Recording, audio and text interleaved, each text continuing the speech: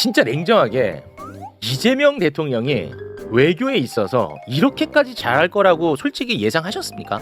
솔직하게. 저는 외교 분야는 생각을 못했어요. 왜냐하면 네. 이제 성남시장 경기지사를 하셨기 때문에 행정에서는 굉장히 잘할 거라는 건 검증이 된 부분인 거고. 그리고 본질적으로 아까 우리 의원님이 잘 짚어주신 것 같습니다. 민간 업자들의 이해관계에 반하는 결정만 이재명 성남시장이 했다. 그렇습니다. 굉장히 본질적인 이야기입니다. 유튜브계의 워렌 버핏. 매불쇼의 푼돈에 이제 흥미를 잃어가고 있는 산이산이 곽수산이 대주주님 박수로 맞이합니다. 네, 커피 한 잔 마시고 커피 한 잔의 여유 즐기셔야 됩니다. 기분 좋은 월요일입니다, 여러분. 곽수산입니다. 중후한 느낌까지 드는군요. 본격이네요. 예, 네, 고맙습니다. 오늘도 우리 선생님의 종목이 좀 많이 올랐나요? 이 말씀만 하나 드리겠습니다. 제가 최욱 씨에게 이재명 정부를 믿고 풀매수 들어갔다라고 이야기한 게 불과 2주 전으로 기억이 나거든요. 네, 맞아요. 현재 15%가 넘었었습니다. 대단히 고맙습니다. 아니 무슨 2주에 15분 이게 무슨 말이 나라냐 이게? 2주에 15 무슨 러시안 캐시야 뭐야? 근데 사실 저도 고리대금이야 뭐야? 깜짝 놀라는 게 네. 사실 계속 오르고 있으니까 하루 정도는 숨고르기 숨고르기 있겠지. 가야지. 저도 그렇게 생각합니다. 네. 근데 아침에 일어나서 장을 딱 보는 순간 이거 또 올라가? 저도 사실 좀 당황스러워요. 네, 너무 기분 좋은 네. 나날입니다. 네. 2주 전에도 늦었다. 뭐 이야기를 하면서 저한테 이재명 정부를 믿고 한번 들어가시죠. 했거든요. 그럼 들어가야 되는 거 아니에요? 믿는 자에게 복이 오는군요. 그렇죠. 네. 이름이 네. 부족하시구나. 하지만 뭐 투자는 투자고 일은 또 일이니까. 일은 또 갑니다. 요럴 때 일을 대충 한다. 그럼 네. 바로 나락갑니다. 그렇습니다. 이럴 때일수록 더 열심히 하겠습니다. 우리가 일을 잘해야 대한민국 주식시장이 네. 정상화되는 거예요. 그렇죠. 그렇습니다. 매불쇼가 일 잘하면요? 그렇죠. 네. 예. 지금 활성화 국면이 아닙니다. 정상화 국면. 정상화 국면. 그러니까 나쁜 놈들, 쓰레기 같은 놈들 다 걸러내니까 지금 주식시장이 정상화되고 있는 겁니다. 맞습니다. 네. 고맙습니다. 자, 그래도 큰 위로가 됩니다. 이렇게 또 배운 분들도 주식으로 재미를 못 본 분들이 있어서 위로가 되고 있습니다. 여리여리 양지여리 변호사님 박수로 맞이합니다. 네, 안녕하세요. 양지원입니다. 아니 뭐 코스피는 경기 선행지수라고들 하더라고요. 잘 모르긴 하지만 뭐 주식을 안 사도 이렇게 좋아지면 네. 매불쇼에서 출연료 올려주지 않겠습니까, 조만간? 네, 그렇게 믿고 있겠습니다. 그럼 네, 선선한 구조로 갑니다. 네, 그렇게 믿고 있겠습니다. 네. 고맙습니다. 뭐 지금 재미 보고 있는 건 아니죠, 확실히. 뭘 재미를 봐요. 대단히 고맙습니다. 네. 자, 그리고 이분도 역시 저에게는 큰 위로가 됩니다. 네. 직업의 특수성 때문에 주식을 살 수 없는 입장입니다. 큰 힘이 됩니다. 시기시기 신장시기 인턴 의원 박수로 맞이합니다. 네, 안녕하세요. 시기시기 신장시기 인턴위원 신장식입니다. 네. C팩 아니죠. B팩 아니고요. 식스팩도 아닙니다. A팩. A팩. 역시 A. A야. 네. 고맙습니다. 확실하게 성과를 보여준 A팩. 네. 너무 즐거웠고요. 보신 분들도 계실 텐데 저도 페이스북에 올렸는데요. 최근에 저는 우리나라 국정홍보처에서 만들었나? 홍보처 없구나 지금은. 하여튼 우리나라 문화체육관광부에서 만들었나 싶었는데 엔비디아의 한국 선정 동영상. 홍보 영상. 대단하더라. 깜짝 놀랐습니다. 깜짝 그렇습니다. 놀랐어요 진짜. 네. 한 번씩 꼭 보세요. 국뽕이 네. 차오릅니다 정말. 그렇습니다. 맞아요. 네. 엔비디아가 만든 겁니다. 요거 좀 오해하시는 분들이 좀 있는데 한국에서 만든 거를 엔비디아 채널에 올린 줄 알아요. 네. 맞아요. 네, 엔비디아가 만든 겁니다. 예. 진짜. 이 저작권 이슈 때문에 저희가 띄워드릴 수는 없다는 점 미리 말씀을 드리겠습니다. 네. 자, 그리고 에이펙 관련해 가지고 이런저런 엄청나게 많은 이슈가 있었는데 그 가운데 경제적인 이슈를 쏙 뽑아서 저희에게 쉽게 전달을 하기 위해 한 분이 나와 계십니다. 박시동 평론가 박수로 맞이합니다. 네, 안녕하세요. 네, 박동입니다. 네, 안녕하세요. 네, 고맙습니다. 난리 지금, 났죠? 예, 사실 이렇게 돈 안 되는 방송할 때가 아니거든요. 카트 창 열고 지금 큰 돈 몰아야 될 때입니다. 안타깝습니다. 네.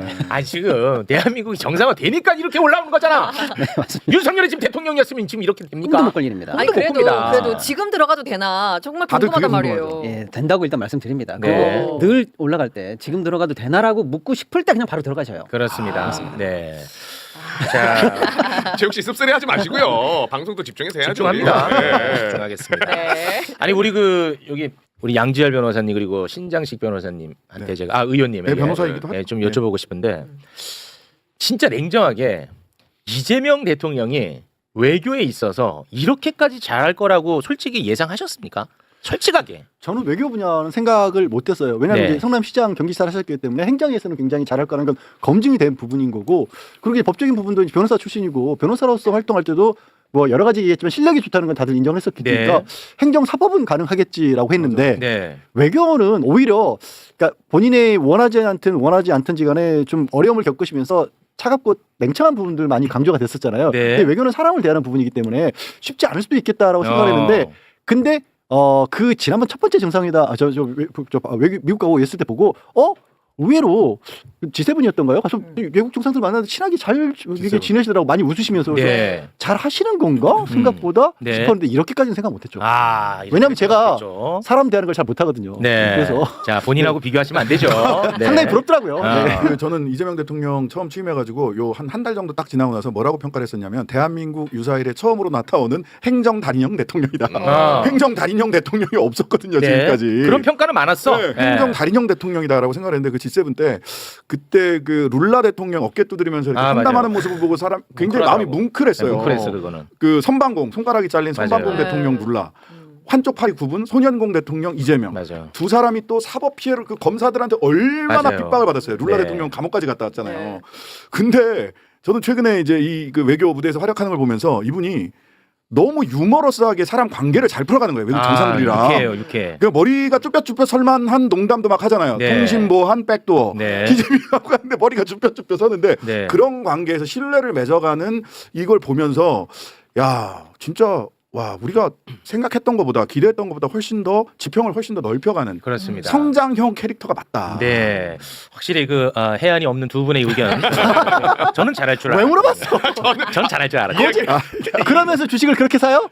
믿음이 부족했잖아. 아이고. 자, 아직도 믿음이 부족하시잖아요 지금. 자, 오늘 다룰 내용 네? 많습니다. 박수한 네. 만큼 믿음이 부족하신 자, 분이. 해안이 없는 두 분의 의견 네. 들어봤고요. 저는 외교 잘할 줄 알았죠. 네. 오늘은 이제 그 한중 정상회담 관련한 이야기를 많이 다룰 텐데 일단은 그 한일 정상회담도 있지 않았습니까? 네. 그 부분에 대한 이야기도 전해드렸었는데 이재명 대통령의 그 외교의 태도, 네. 외교의 언어 이런 것들을 가장 잘 보여주는 한 장면이 있어서 오, 네. 요 얘기를 잠깐 좀 하고 출발을 해볼까 합니다. 네. 일본 기자가 음. 이재명 대통령에게 극우로 평가받는 다카이치 총리에 대해서 어떻게 생각하냐 이런 질문을 던집니다. 네, 와, 이거 너무 굉장히 어려운 어려운 질문이잖아요. 질문이고 까다로운 네. 질문이거든요. 근데 여기에 대해서 이재명 대통령이 진짜 이건 뭐 과장이 아니고 외교 천재의 면모를 여실히 보여줬습니다. 그 장면 잠깐 영상으로 보고 오겠습니다. 저는 그 일본 요미우리 신문의 나카가와 기자라고 합니다. 그 한 가지만 여쭤보겠습니다. 31일 날 그 일본 다카이치 총리와 그 정상회담을 하셨지 않습니까? 네. 그 한국에서는 극우라는 그 평가도 그 언론들에서 나왔습니다만은 그 실제로 만나보니 어떠셨습니까? 잘 해 나갈 수 있을 것 같습니까? 일본 언론에서 아마 한일 관계가 앞으로 혹시 좀 기대와는 다르게 가지 않을까 우려를 하시는 것 같습니다. 제가 이 말씀을 드리고 싶습니다. 아마 일본 언론도 대한민국에서 이재명 대통령 당선이 됐을 때 저 극좌인데 걱정된데 대박이야. 라고 생각하셨을 것 같습니다. 와. 저는 다카이치 총리께서 그냥 개별 정치인일 때 하고 일본 국가의 경영을 총 책임질 때 생각과 행동이 다를 거라고 생각합니다. 또 달라야 됩니다. 저도 야당의 지도자일 때 하고 야당과 여당을 포함한 온 국민을 대표하는 대통령일 때 판단과 행동이 달라야죠. 이게 정치는 전쟁이 아니지 않습니까? 일단 다카이치 총리도 사실 뭐 저도 만나기 전에는 혹시 하는 걱정을 안 한 건 아닙니다만 직접 만나 뵙고 상당한 시간 대화를 나눠보니 똑같은 생각을 가지고 있는 아주 훌륭한 정치인이라는 생각이 들었습니다. 그리고 그분이 표현 중에 한일 관계는 매우 중요하고 또 협력해야 될 부분이 많다. 저도 그렇게 전적으로 공감합니다. 그래서 제가 이런 말씀을 드렸죠. 문제가 있으면 해결하고 과제가 있으면 협력해서 풀어가자. 미치네. 기대가 됩니다.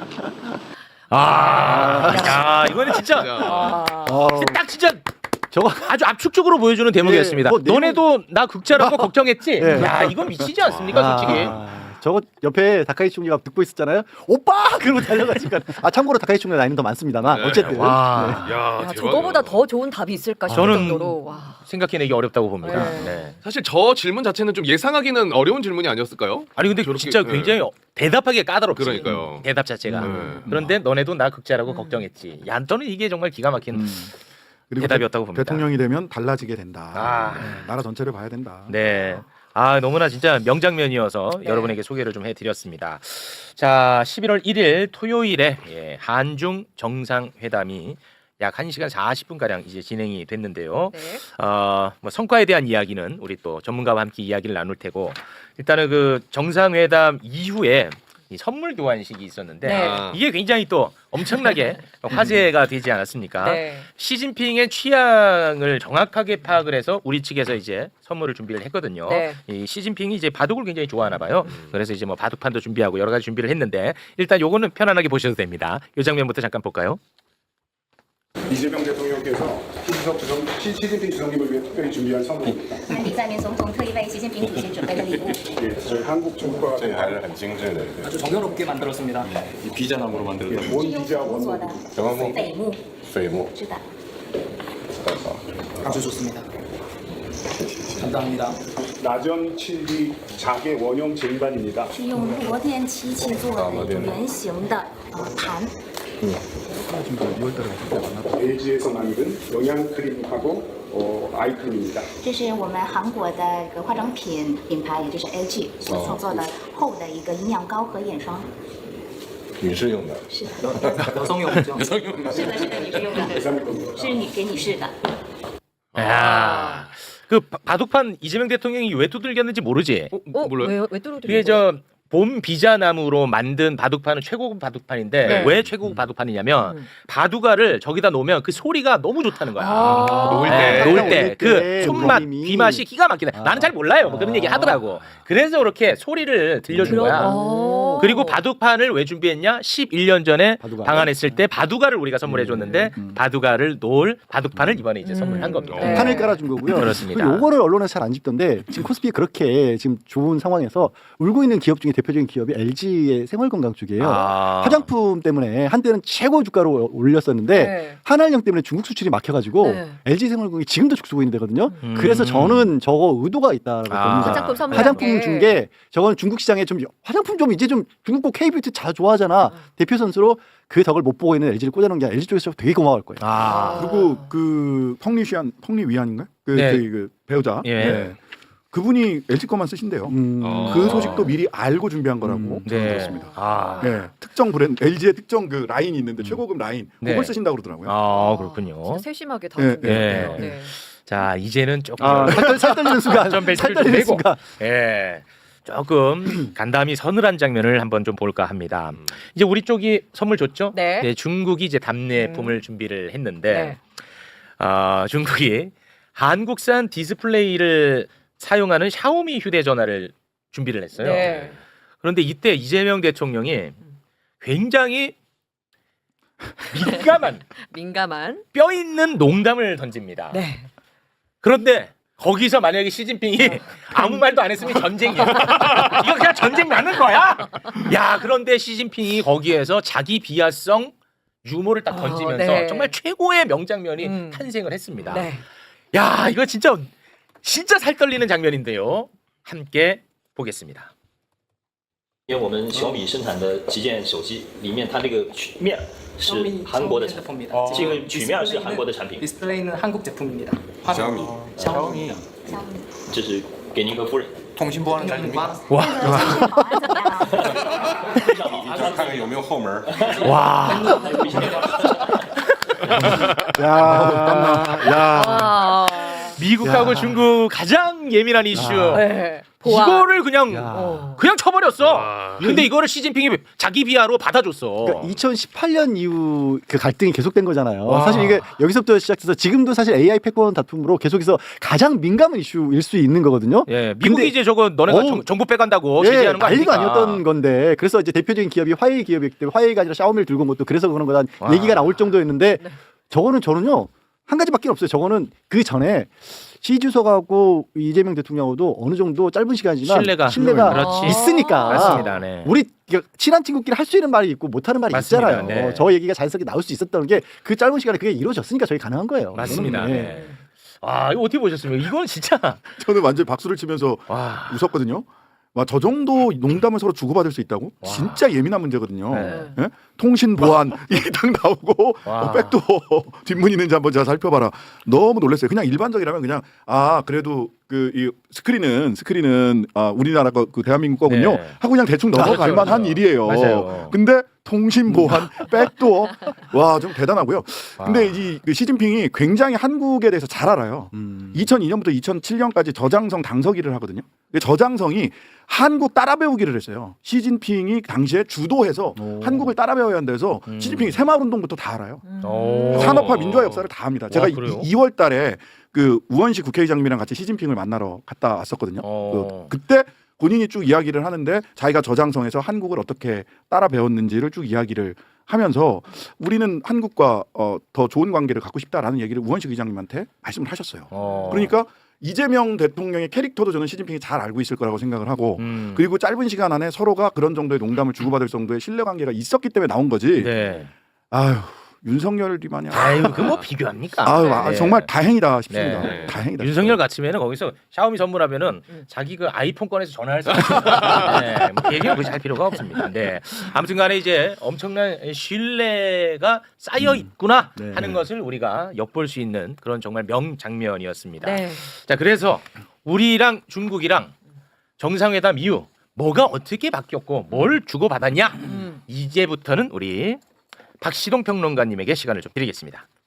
일단 우리랑 중국 얘기 할까요? 한번 에이펙을 한꺼번에 정리 한번 해볼까요? 아, 뭐 다 좋습니다. 뭐 편하게 해주시면 될 것 같습니다. 네, 일단 어쨌거나 그 지난 한 주 에이펙을 위시한 슈퍼위크라고 저희가 일주일 전에 말씀을 드렸지 않습니까? 네. 주요 성과들을 쭉 한번 말씀드리면 뭐 한미 협상 타결된 거는 많이 다뤘으니까 네. 그냥 뭐 간단하게 넘어가는데 다만 그 의미가 조금 그 전에 안 다뤘던 의미를 한 번 더 말씀드리면 사실은 뭐 우리가 3,500억 불 일시 완납을 해라라는 거를 2,000억 불로 낮추고 그렇죠. 10년 연도 1년 상한 200억 불로 해서 장기 할부로 끊지 않았습니까? 그렇습니다. 뭐 그런 거는 직접적인 부담을 낮췄다는 데서 큰 의미가 있습니다만 가장 중요한 의미는 경제의 불확실성을 없앴다는 거예요. 그게 이제 어떤 의미냐면은 실제로 우리가 관세가 어떻게 될지, 환율이 어떻게 될지 이게 다 물고 물리는 문제인데 네. 이게 예측이 안 되면 지금 큰 기업들이나 정부나 마찬가지지만 뭐 하는 시즌이냐면 내년도 살림살이 사업 계획 지금 정하는 시즌이에요. 그렇습니다. 근데 환율 밴드랑 이런 게 예측이 안 되잖아요. 그럼 우리나라 대부분의 기업들은 다 수출 수입을 다 하기 때문에 이 예측이 안 되면은 내년 사업 계획을 세우지를 못해요. 근데 일단은 이 큰 문제가 매듭을 지어졌고 그러면 우리가 이 정도 관세를 부담하겠구나. 우리는 관세 부담이 없겠구나.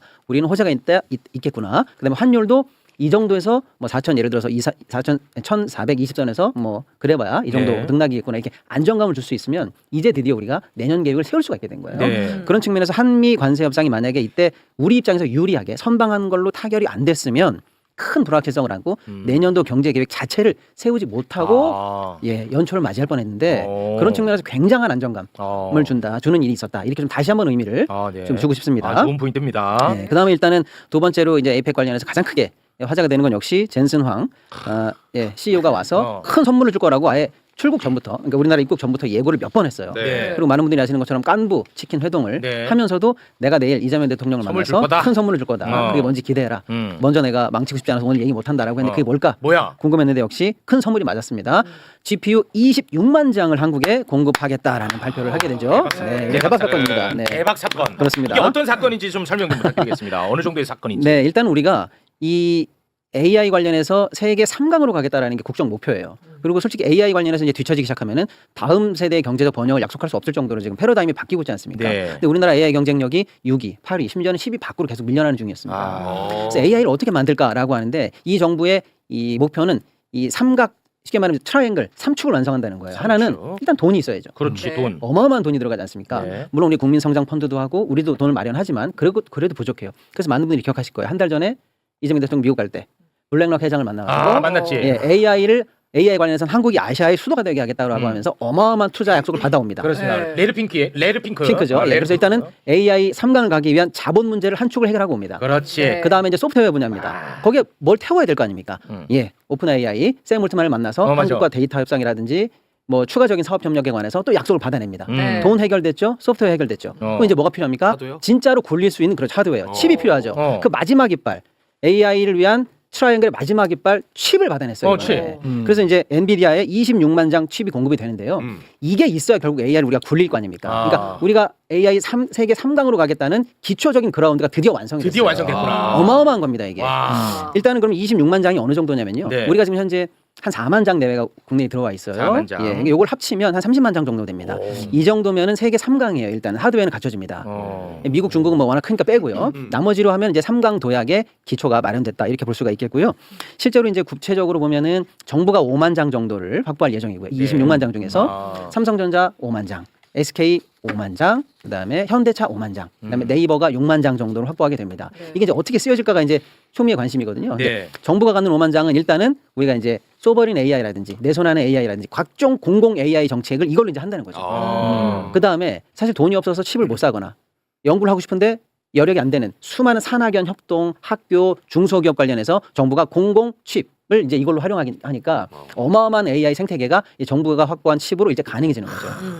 그다음에 삼성이 가지고 있는 AI는 삼성이 가지고 있는 칩으로 뭐 할 거냐면 삼성은 일단 AI 팩토리를 만들 겁니다. 삼성은 그룹 전체적으로 공장이 너무 많아요.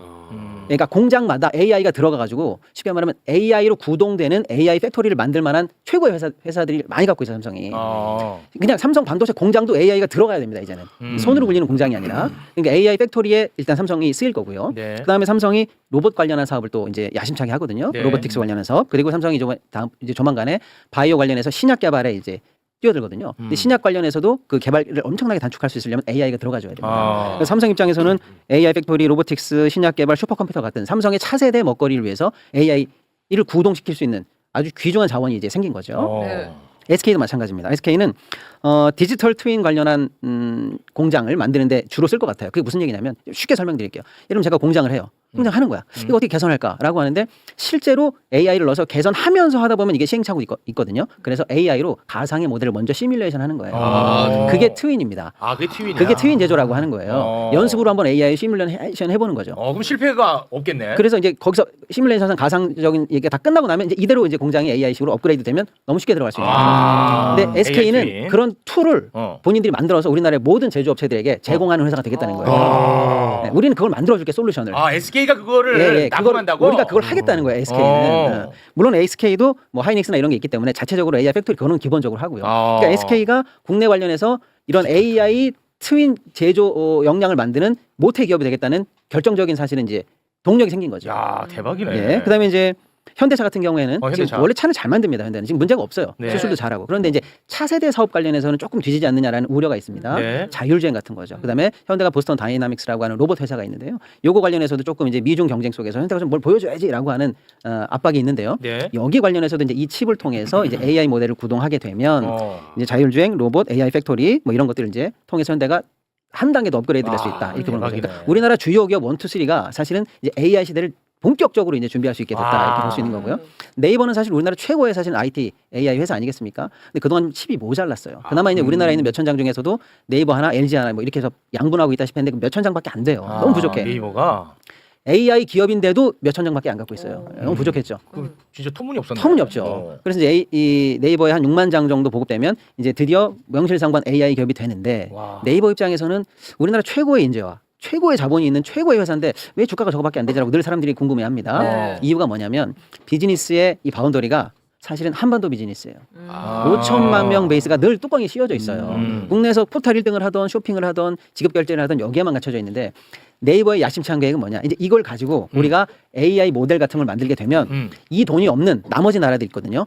동남아, 중동 이런 쪽에 아예 소버린 AI든지 이런 툴을 우리가 공급할 수 있는 회사가 된다. 그 모델을 우리가 한국으로 영어나 이런 거 말고 자체 언어나 이런 걸 가지고 있는 나라에서 우리가 먼저 만들어 놓을게. 이제 그걸 다시 수출할게. 이제 이렇게 해서 비즈니스 모델이 세계로 나갈 수 있는 원동력이 되는 거죠. 대박이네. 그럼 대박이죠. 이거도. 그래서 지금 제가 말씀드린 이 회사의 주가들이 지금 다 그래서 오늘 날아가는 거예요. 날아갔어? 날아가죠. 예. 정영진이 카카오 사갖고 카카오는 뭐 칩 뭐 2장이라도 못 받았어요? 2장이라도 뭐 어디 못 받아? 카카오? 아직 뭐 그 고소장만 받아. 이거 참. 그래서 일단은 AI 시대를 본격적으로 우리가 이제 마음을 열리네. 준비할 수 있게 됐다라는 측면에서 너무나 중요한 대박 사건이네. 대박 사건입니다. 대박 사건 박수 한번 갑시다. 대박 사건. 대박. 와. 이러면 정의선 회장 고개가 팍팍 떨어지지. 그 장면 한번 보고 갈까요? 뭐. 나는 사실 대기업 회장이 대통령한테 뭐 큰 빚을 졌습니다. 이런 표현을 하는 거를 전 들어본 적이 없어요. 저도요. 근데 진짜 이번에 그렇게까지 표현을 했거든요. 아니 떡볶이 없이 고개를 숙인 거야. 그러니까. 그것도 놀라운 일입니다. 그 영상 준비가 됐죠? 그 장면 잠깐 한번 보고 오겠습니다. 어서 오세요. 아이고. 이번에 관세 관련해서 너무 감사드립니다. 너무 고생 많이 했죠. 전국 분들이랑 너무 잘해주셔서 제가 큰 빚졌습니다. 감사합니다. 와 이거 컨텐츠가 잘 되니까 예, 열심히 하겠습니다. 감사합니다. 아, 근데 GPU까지 그거 소식 듣고 갔으면 이제 큰 점.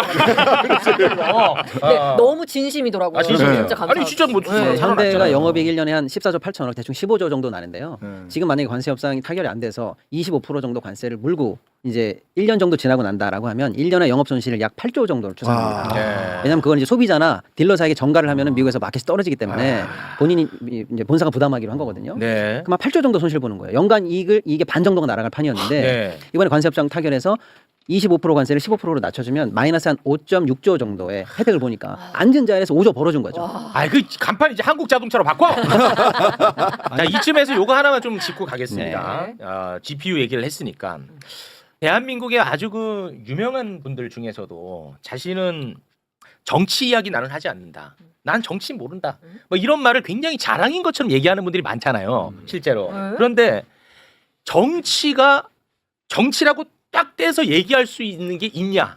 그렇지가 않거든요. 네, 이런 GPU 문제라든지 이게 다 정치와 연결돼 있는 걸 우리가 지금 체감하고 있지 않습니까? 네. 그런 분들에게 제가 영상 하나 좀 띄워드리고 싶습니다. 네. 지금 뭐 GPU 26만 장 네. 확보했다라고 하는 소식을 전해드렸었는데 네. 윤석열 정부 때는 AI 관련해서 완전히 잠자고 있었습니다. 네, 잠자고 있었고 AI 관련해서 대통령실이 이야기하면 그냥 면박을 당했답니다. 그런 분위기 속에서 지난번 대선 국면에서도 국민의힘 후보들은 이재명 후보의 AI 공약, 다시 말해 GPU 임기 내 5만 장을 확보하겠다. 그때 5만 장이라고 했었죠. 그때 5만 장이었어. 그거를 그렇게 조롱하고 막 난리를 쳤거든요. 네. 자, 여러분. 정치는요, 너무나 중요합니다. 영상 함께 보고 오겠습니다. 양양자.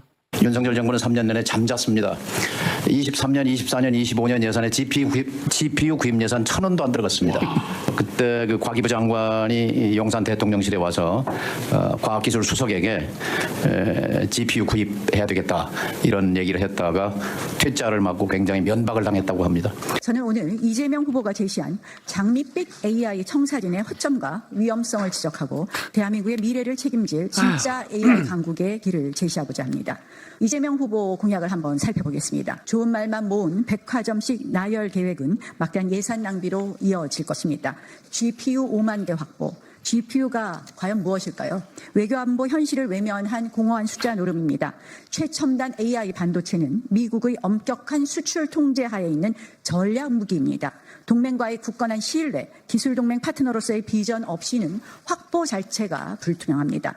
이 후보의 외교 노선에 대한 우려 속에서 이는 실현 불가능한 공약일 뿐입니다. 반미 친중하던 이재명 대표가 미국 기업과 미국 정부를 설득할 수 있다고 보지 않습니다. 결론은 이재명 대표의 AI 공약은 빈 깡통입니다. 찢어버리는 게 맞습니다.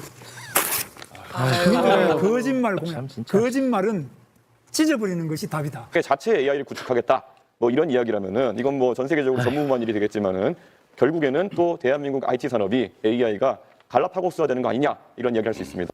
본인 정치가 지금 갈라파고스화되고 있고요. 네. 국익에 매우 해가 되는 정치 세력들입니다. 그야말로 공해예요, 공해. 그러면 지금이라도 부끄러워서 사과하든가 네. 아니면 그냥 입을 다물고 있으면 되는데 이런 와중에도 나경원은 또 세상에 그냥 똥을 뿌리고 있습니다. 나경원 패부 소개 좀 한번 해주시죠. 나경원이 페이스북에 글을 올렸는데요. 정권 자화자찬으로 기업들의 성과를 도둑질할 것이 아니라 GPU 26만 장 확보에 따른 후속 대책을 어떻게 할 것인가가 중요하다.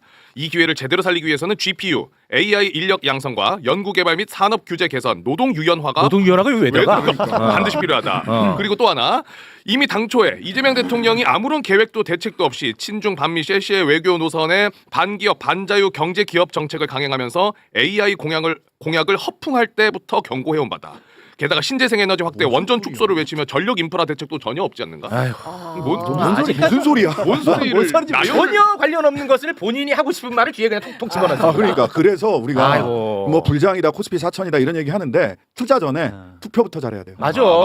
투자 전에 투표부터 잘해야 돼요. 투표 잘못했으면 어쩔 뻔했어요. 만약 그러니까. 윤석열이 아까 그 자리에 있었다고 맞아요. 김문수가 그 자리에 있었다고 생각을 해보세요.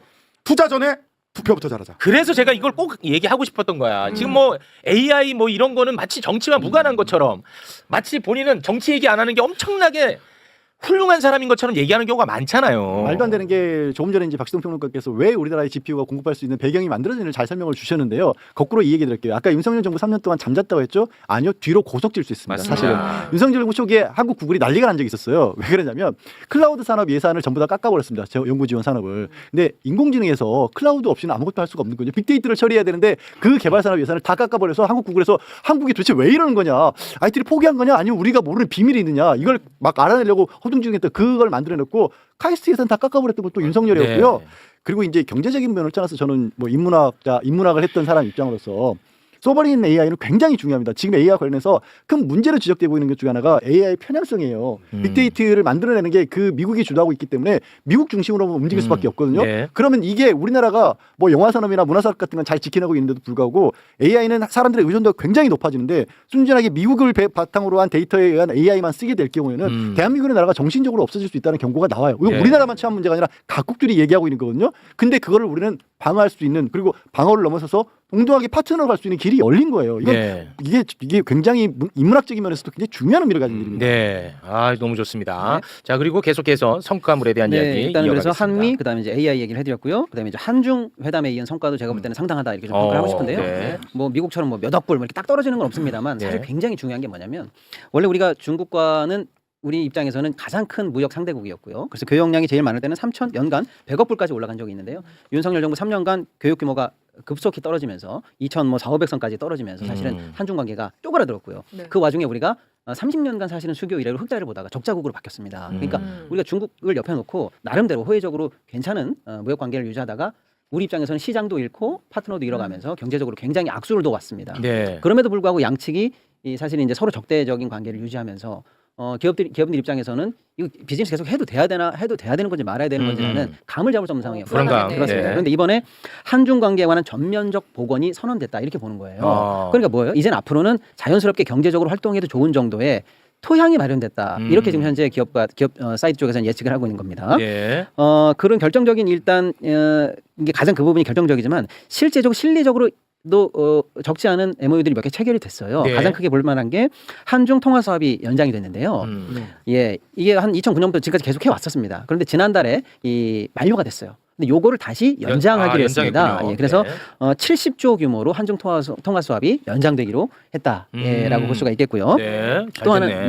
또 하나는 FTA 관련해서 그동안 우리는 한중 FTA를 하고 있었습니다만은 상품이나 이런 쪽은 FTA 효과를 좀 보았지만 서비스라든지 문화 관련해서는 조금 교류가 적었는데 네. 이 부분을 앞으로 실질적으로 진전시키자라는 얘기가 있었거든요. 네. 언뜻 들어도 그래? 그럼 한류라든지 K컬처라든지 이런 쪽에 뭔가 뿜뿜을 불렸다 이런 느낌을 줄 수가 있단 말이에요. 네. 좋은 얘기죠. 그다음에 지방경제 활성화를 위한 협의 채널을 다양화하겠다라는 내용도 들어가 있거든요. 근데 제가 볼 때는 이건 언론에서 많이 주목하지 않는데 저는 이 부분에 약간 좀 재미있는 포인트라고 저는 생각해요. 뭐냐면 한한령이 있다고 중국 정부가 언제 공식적으로 인정을 하지는 않지 않습니까? 공식적으로는 그런 밝히지 건 않았죠. 없어요. 그런 상황에서 갑자기 한한령을 우리가 이제 앞으로는 안 하겠다 이런 얘기 하는 것도 웃기는 겁니다. 선언을 안 했으니까. 그렇습니다. 그러네. 그런 상황에서 지방경제 활성화를 위한 협의 채널을 다양화해라라는 건 뭐냐면 예를 들어서 뭐 상해, 선전, 뭐 항주 이런 성 단위에서 한국이랑 이제 편하게 비즈니스 할 거 있으면 해. 라는 일종의 그라운드를 깔아줬다라는 이거에 대한 은유적인 표현이 아닐까 이제 업계는 그렇게 해석하고 있는 겁니다. 근데 이거 크다. 굉장히 중요합니다. 크다. 굉장히 중요해요. 왜냐하면 중앙적 성에서는요, 각 성에서 2월달에 갔을 때 제가 이제 뭐 하얼빈도 갔다 오고 이랬었는데 각 성에서는 한국이랑 뭘 하고 싶어해요.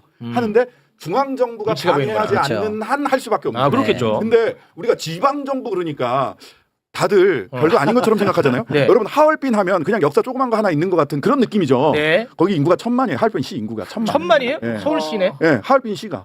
그 전체로 치면 몇 천만이에요. 그러니까 사실은 우리가 지방 정부 하나랑 무역을 하고 교류를 해도 웬만한 나라 두세 개랑 교역하는 거랑 액수가 똑같아요. 그러네. 따라서 저도 이거 밑줄 쫙 걷거든요. 와, 그러면서 이 크다. 지방 경제 활성화를 위한 협의와 개별적 교류를 허락을 한 거예요. 와. 그러면 이게 다 이제 지방 정부랑 이게 교류가 시작이 되면 이게 대한민국 무역에서 차지하는 비율은 어마어마하네. 웬만한 나라 10개 20개만큼 하게 됩니다. 대박 사건이네. 네, 그렇죠. 하얼빈이 1,000만이라니까. 그런 데가 수십 개야 중국에. 야, 이거 대박 사건인데. 그런 성 굉장히 큰 하나가 겁니다, 이거. 우리나라 규모만큼 해당하는 그 사이즈가 있는 성들이 많잖아요. 특히 이제 뭐 항주는 예를 들어서 IT 선진이고요. 상해는 뭐 무역 최고의 경제 도시고 선전도 마찬가지고요. 나름의 다 특징이 있거든요. 근데 이런 데가 우리랑 이제 중앙 정부 눈치를 조금 덜 보고 편안하게 할 거 있으면 해라라고 살짝 열어준 듯한 느낌을 받는 거예요. 와. 이게 그러니까 언론이 크게 주목하지 않지만 굉장한 훈풍이다. 야, 이 훈풍이야. 그 다음에 하나 더 주목해야 될 건 뭐냐면 원래 K 문화교류 제가 이제 그 우원식 의장이랑 갔을 때도 저희들이 이제 문화교류 얘기를 굉장히 많이 했고 몇몇 지방성에서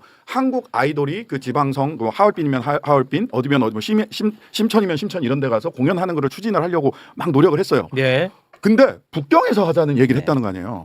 이건 사실상 제가 보기에는 거의 K-팝, K-드라마 K-컬처의 전면 개방에 가까운 신호탄을 쏜 거 아니겠느냐. 지방 정부 차원에서 하라고 해도 그 대단한 거거든요. 그 죄송한데 그 박진영 얘기는 우리 박진영 교수랑 같이 하려고 준비해놓고 있는데 박진영 얘기를 미리 땡겨서 해. 박진영 교수님이랑 같이 하려고 딱 그거 쥐고 있었는데 박진영 얘기는 박진영이 하면 얼마나 재밌겠어. 한 번 더 하시죠. 죄송합니다. 못 본 걸로 해주세요. 아니, 그럼 나왔으니까 말인데 사실은 그래서 한중 회담 끝에 어떤 한한령의 본격적인 해제 뭐 신호가 잡히나라고 사실은 많이들 관심 가졌는데 대중문화교류위원장 JYP죠 박진영 JYP 사장이 위원장 얘기를 했단 말이에요. 그것도 대놓고 이제 시 주석한테 이참에 우리 한국 가수들의 대중문화 공연을 베이징에서 하는 게 어떠냐라고 딱 거기서 이제 직접 얘기를 했는데 저왜 계속해? 더 심하게 가시네.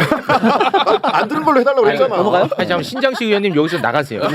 어차피 바쁘시니까. 네, 우리 박진영 의원님을 우리 교수님 모셔야 돼. 맞습니다. 제가 말씀. 뒤에 그 저기 때문에 가기는 가야 돼. 네, 가셔야 됩니다. 실제로. 근데 이제 한 가지만 딱 말씀드리면 서울대 시진핑 기증도서 자료실이라는 게 있어요. 2014년에 시진핑이 와서 박근혜 대통령이랑 정상회담하고 그 전에 박근혜 씨가 그 사열하는데도 가고 막 이랬잖아요. 네, 열명씩 갔잖아요. 예. 근데 이걸 가지고 국민의 몇몇 의원들이나 또는 소위 요새 협조하는 친구들이 서울대 가서 막 데모하고 그래요. 어떻게 시진핑 기념 도서관이 여기 기념 자료실이 있을 수 있냐. 한심하거든요. 한심하죠. 한심합니다. 네. 이런 거 해서는 안 돼요. 네. 그리고 중국에 한 번씩들 다녀오셨으면 좋겠어. 가보면 우리나라는 미국하고 중국하고 척지고 살면 안 되겠구나라는 마음이 딱 들거든요. 당연하죠. 그들의 경제 규모나 그들이 한국에 갖고 있는 그 좋은 그 교류를 통해서 뭔가 자기들도 경제적으로 먹고 살고 싶은 거예요. 또 좋아지게 하고 싶고 또 K-컬처를 경험하고 싶은 그런 욕구들이 다 있어요. 네. 근데 그거를 그 국내 작은 정치적으로 이용하겠다고 해서 그런 협중 정서를 자극하는 정치인들 최악의 정치입니다. 자격 없습니다. 네, 매국 그만두셔야 돼요. 그렇습니다. 정치를 그만두셔야 됩니다. 네. 지금까지 신장식 의원이었습니다. 대단히 감사합니다. 고맙습니다.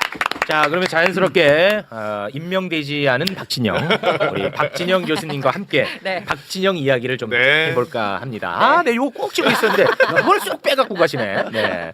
자, 임명되지 않은 박진영 박수로 맞이합니다. 네, 안녕하세요. JYP 박진영입니다. 반갑습니다. 네. 사드 배치 이후에 이제 중국에서 비공식적 보복 조치로 한한령 지금까지 이제 적용을 해오고 있는데 이번에 이제 박진영 위원장 가수 박진영 위원장과 시진핑 주석이 만났어요. 그 사진 잠깐 좀 띄워주시겠습니까? 이렇게 이제 만났어. 근데 무슨 얘기를 한지는 모르지. 그렇죠. 그런데 이것과 관련해서 옆에 김영배 민주당 의원이 있었나봐. 무슨 얘기가 오고 갔는지 페이북에다 글을 남겼습니다. 자, 오늘 만찬장에서 나온 깜짝 소식 하나. 이재명 대통령, 시진핑 주석과 또 박진영 위원장이 잠시 얘기를 나누다가 시진핑 주석이 북경에서 대규모 공연 어때요? 라는 제안에 호응을 해가지고 왕이 외교부장을 불러가지고 지시를 하는 장면이 연출이 되었다. 한한령 해제를 넘어서 본격적인 K문화 진출에 문이 열리는 순간이 아니까 기대한다. 라고 페이스북에 이렇게 올렸어요. JYP 주식 벌써 올랐습니다. 올랐어요. 올랐어요. 네네네. 이거 어떻게 보십니까? 이거? 한한령 때문에 이제 K컬처가 중국에서 저지를 당했잖아요. 그렇습니다. 이게 풀리면은 대륙에 진출해서 초창기에 대박 터졌던 그 상황이 다시 연출될 것 같아요. 굉장히 이 문화계 쪽 사람들은 기대를 많이 하고 있다. 그런 이야기를 하더라고요. 네. 그리고 이거 전해 들었습니다. 아니 근데 이 글을 올리고 나서 이제 뭐 JYP가 올린 건 아니잖아요. 저한테 연락 오진 않아요. 김영대 의원이 올린 건데 이것과 관련해서 이제 JYP 위원장 측에서는 이거 너무 확대 해석은 하지 마라. 뭐 이렇게 약간 좀 잠재우는 듯한 분위기던데 그거는 어떻게 봐야 됩니까? 전화해서 물어보겠습니다. 근데 다만 이런 부분이 있어요. 그 일부 이제 뭐 좌파 또는 민족주의자들 또는 보수적인 사람들이 우리가 뭐 중국에 왜 이렇게 좀 저자세야 또는 미국에 왜 저자세야 이런 이야기를 하잖아요. 네, 맞아요. 이거 이유는요. 쉽게 말하면은 이 박진영 씨가 보여주는 거예요. 미국과 중국의 시장이 크기 때문에 그렇습니다. 맞습니다. 네. 옛날처럼 뭐 무력으로 압력하고 이런 게 아니에요. 맞습니다. 시장이 크고 우리는 무역을 해서 먹고 살아야 되기 때문에 미국이든 중국이든 우리는 다 친하게 잘 지내야 되는 거예요. 맞습니다. 네. 아니 그것도 심지어 국민들 보고 고개 숙이라는 것도 아니고 책임 있는 정치인들이 자존심 굽혀가면서 이렇게 고개 숙여갖고 나라 잘 살게 해주면 그게 좋지. 그렇죠. 아니 그리고 무슨 그게 저자세요. 저 앞에 만찬장에서 지드래곤 공연할 때 전 세계 정상들이 막 좋아가지고 사진 찍고 캐나다 총리는 뜬금없이 자기 인스타에다가 맨날 그 외교 행사 사진만 올리다가 거기 영상 올리는 바람에 이게 뭐야? 이거 보셨어요? 캐나다 총리 인스타에 들어가면 다 정말 막 그 뭐 외교 행사하고 뭐 다 넥타이 메고 있고 이런 사진만 쫙 올라오거든요. 네. 공식적인 사진만 갑자기 그 가운데 지드래곤 영상이 틱 올라와 있어요. 되게 웃겨요 보면은. 좋네. 그게 무슨 저자세요. 그럼요. 그럼 특히 산업적으로도요. 사실 이제 중국 시장과 이 K컬처는 뗄래야 뗄 수가 없는데요. 그냥 한 말씀만 드리면 우리나라 옛날에 저 중국 공연이 한창이었을 때 그 공연 관련한 매출만 따로 집계를 하잖아요. 그러면 중국 관련한 매출이 나머지 전 세계 매출하고 똑같습니다. 중국 하나에서만의 매출이. 그러니까 이제 엔터도 사실은 이제 어마어마한 산업군이 되지 않았습니까? 그렇습니다. 네. 뭐 주식도 많고요. 투자하시는 분들 많은데요. 그러니까 이런 거 관련해서 자꾸 중국 시장 이렇게 녹화하는 모습들. 이번 에이펙에 불러가지고 시주석한테도 그런 것도 다 의견 타전하는 모습들. 네. 산업적으로도 너무나 좋은 모습이죠. 그렇습니다. 그런 기대감을 계속 가지고 노크를 해야죠. 그렇습니다. 캐나다 말씀하셨으니까 뭐 자연스럽게 요 얘기 잠깐 좀 하고 가도록 하겠습니다. 캐나다 총리 마크 카니가 이 거제도 조선소를 또 찾았거든요. 네. 이게 좀 언론 보도 좀 많이 되면 좋겠네. 이게 대박 사건이잖아요. 이 규모가. 캐나다에서 지금 3,000톤급 디젤 잠수함 12척을 도입하려고 사업을 추진하고 있어요. 12척. 그런데 적격 후보로 선정한 게 우리나라 기업 한화오션, HD 현대중공업을 독일 기업이랑 같이 가지고 지금 컨소시엄 후보로 선정을 한 거예요. 선정해놨어. 그거 얼마야? 이게 수주에 성공하게 된다. 한국 기업 방산 수출 계약으로는 사상 최대인데요. 얼마야? 60조에 달합니다. 어마어마한 계약을 맺게 되는 거. 만약에 60조. 이게 수주하게 되면은 대박 사건. 그런데 와서 이렇게 본 거야. 또 거제 조선소가 와가지고. 이게 이제 워낙 큰 일이기 때문에 이재명 대통령도 굉장히 공을 많이 들고 있습니다. 총리를 만났고요. 이재명 대통령이. 그리고 김혜경 여사가 또 캐나다 총리 부인을 또 만났습니다. 그리고 김민석 총리는 거제도 조선소까지 함께 또 갔고요. 지금 전방위적으로 지금 공을 들이고 있습니다. 그 캐나다 총리 직접 헬리콥터 떼어서 거제도 조선소의 규모를 보여줬고요. 그리고 뭐 이재명 대통령 같은 경우에도 케니는 총리고 그 케니간 감독이 한국 출신인데 캐나다에 지금 살고 있는 사람이다라고까지 그런 부분 딱 짚어서 보여줬고요. 그리고 이재명 대통령 저 트럼프와의 회담 과정에서 원자력 추진 잠수함 얘기를 꺼낸 것도 사실 저는 이 부분까지 염두에 둔 것으로 보여요. 그만큼의 대한민국이 잠수함 조선에 역량이 있다라는 걸 간접적으로 저는 사실은 그 포석이 들어있는데 덜컥 또 트럼프 대통령이 승인하는 바람에 더 큰 일이 돼버린 게 아닌가 하는 생각도 합니다. 그러니까 이 프로젝트를 안 그래도 제가 다른 챕터로 말씀드리려고 했던 건데 예를 들면 뭐 한미, 한중 지금 쭉 말씀드리지 않았습니까? 이펙의 성과. 근데 물 밑에 이 사실은 어마어마한 사실 우리 경제 전쟁 우리 경제팀이랑 외교팀이 하고 있는 것 중에 대표적인 사례가 바로 이겁니다. 이 캐나다 이 잠수함 60조 정도가 사실은 이제 수주 규모로 되어 있는데 이 60조가 끝이 아니에요. 60조로 한번 우리가 선정되고 나면 앞으로 계속 유지 보수뿐만 아니라 2열 계약 금액까지 합치면 어마어마한 규모입니다. 거의 방산 역사상 다시 없을 정도의 어마어마한 프로젝트거든요. 근데 지금 우리랑 마지막으로 경합하고 있는 게 독일이에요. 근데 독일은 아직 캐나다가 말하고자 하는 그 스펙까지 현물은 없어요. 근데 이번에 우리가 에이펙을 기반으로 해서 캐나다 총리를 불러서 실제로 잠수함을 태웠습니다. 탔어. 안에 들어갔다 나왔습니다. 그러니까 금방 나올게요 하고 들어가더라고 총리가. 금방 나올게요 하고 들어갔어. 약간 모델하우스 느낌으로. 그런 식으로 사실은 총리 부인까지 합쳐서 이 여기에 우호적인 우리의 역량을 보여주기 위해서 사실 물 밑에서 우리가 경제 전쟁을 하고 있는 것도 에이펙 밑에 있는 어마어마한 사실은 활동이고요.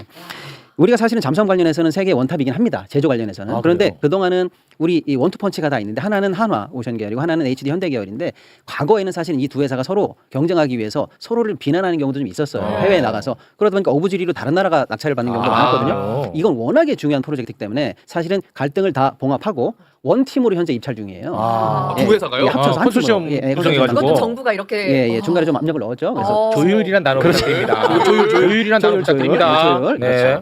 그래서 어마어마한 사실 팀 코리아 프로젝트이기 때문에 지금 경제 전쟁이 이게 우리 정부가 기민하게 또 지원하면서 이렇게 벌어지는 모습들이에요. 근데 이게 물론 에이펙에 다른 일들이 워낙 많이 있어서 좀 적게 다뤄졌다고 하지만 사실 그런 영업사원 이루라 그렇게 펑펑 쳤던 거 체코 원전 그 거짓말로 드러난 모멸적 계약인데 그게 24조짜리였어요.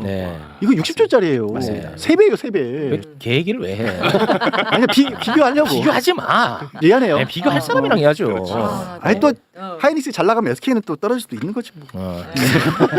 야, 아무튼 뭐 또 몇 가지 성과를 나머지 빨리 정리해드리면요. 정리 부탁드립니다. 이번에 이제 글로벌 이야기 한 7개 정도의 다국적 기업에서 13조 원 정도의 국내 투자 계획을 발표했습니다. 13조 원 국내 투자 약속. 아마존 웹 서비스에서는 경기 인천 쪽에 어마어마한 데이터 센터를 짓겠다 이런 얘기를 했고요. 그래요? 르노는 아예 부산에 있는 르노 공장 있지 않습니까? 거기를 전기차 생산 전담 시설로 바꿔서 새로운 신차를 쭉 생산하겠다, 투자하겠다 이런 얘기를 발표하고 또 뭐 헬스케어라든지 여러 회사들에서 투자 계획을 이렇게 발표하면서 나름대로 경제적으로 투자 유치까지 받아내는 성과가 있었고요.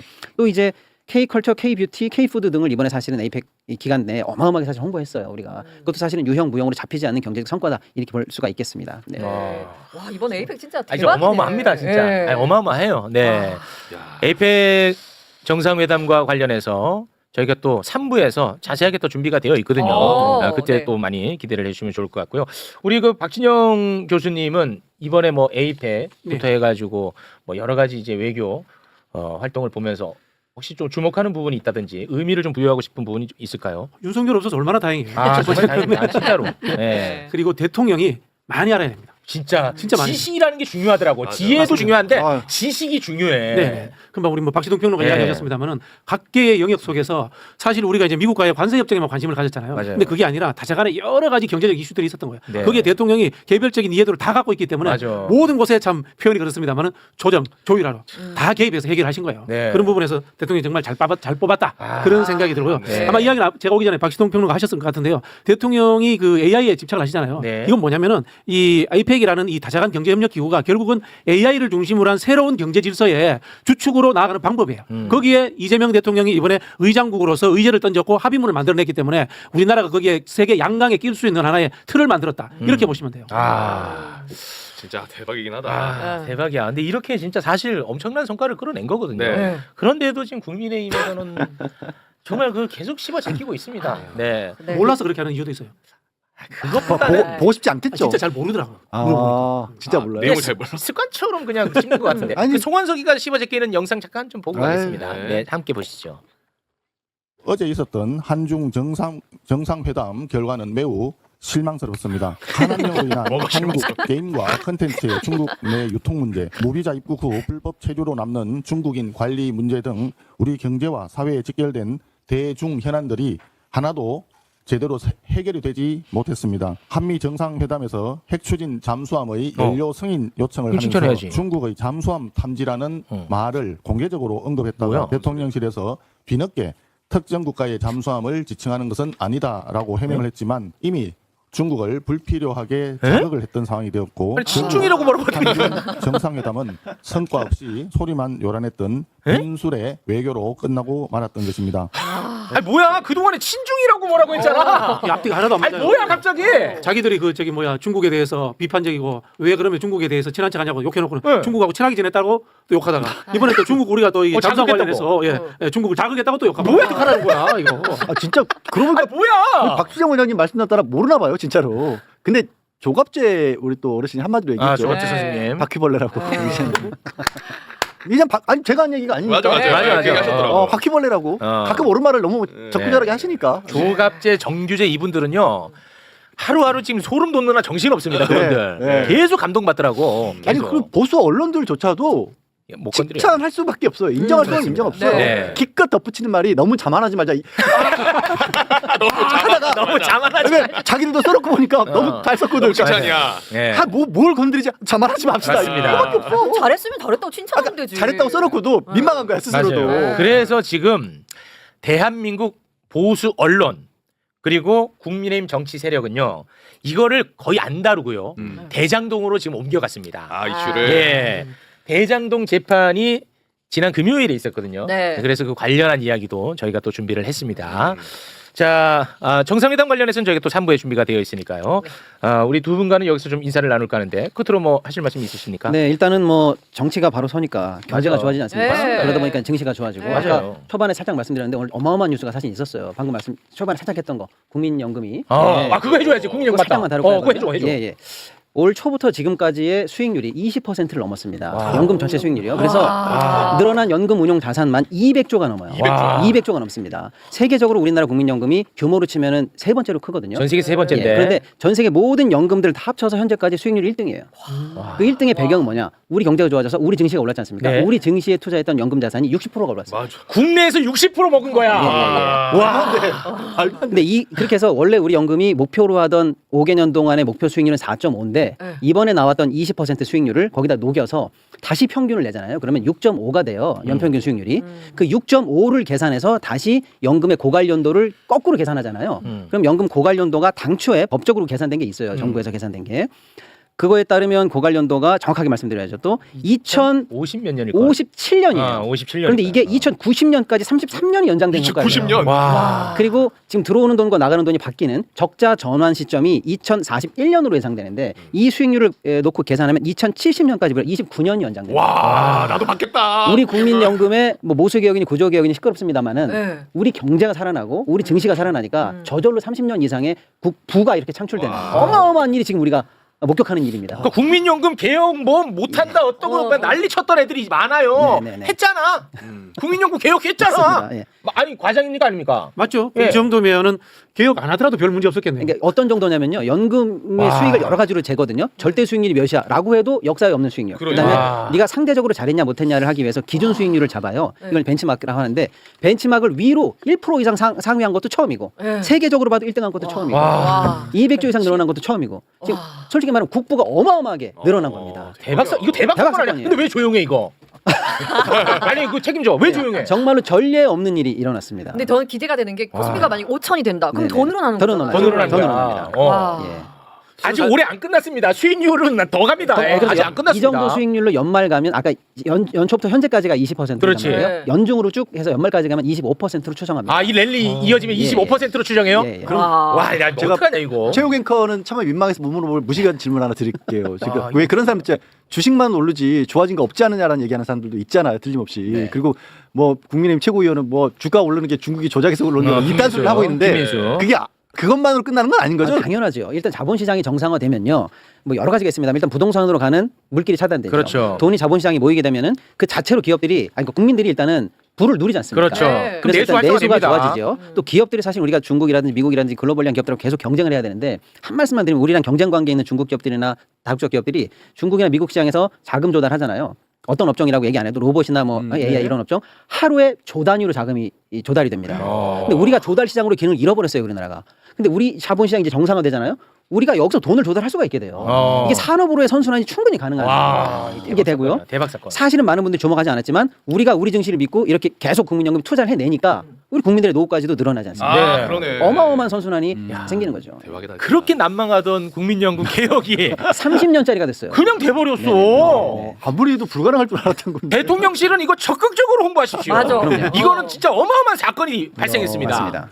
이렇게도 가능하는구나. 이재명 와. 대통령이 자기 임기 동안에 5천까지 가겠다고 했잖아요. 더 갈 것 같아요. 더 가죠. 더 갈 것 같다는 생각이 근데 들고. 그다음에 5천 포인트 전망은 이미 내년 상반기에 전망하는 증권사들이 그냥 굉장히 많이 늘어났고요. 어. 6천설도 나오고 이제는 뭐 솔솔 나오는 게 만설도 만설 이번에 나옵니다. 나옵니다. 안설에 웃었던 애들 다 이름 기억해놓다. 저거. 저거 봐 또 저렇게 얘기하지. 아니, 에이. 양지열 이름 다 기억한다. 아니야. 양지열. 만수는 우리 김용남 의원님이 먼저 맞습니다. 제안하지 네. 않았습니까? 김용남 의원도 만 간다. 예. 네. 나돈 좀 꿔줘 맞추시 세상에.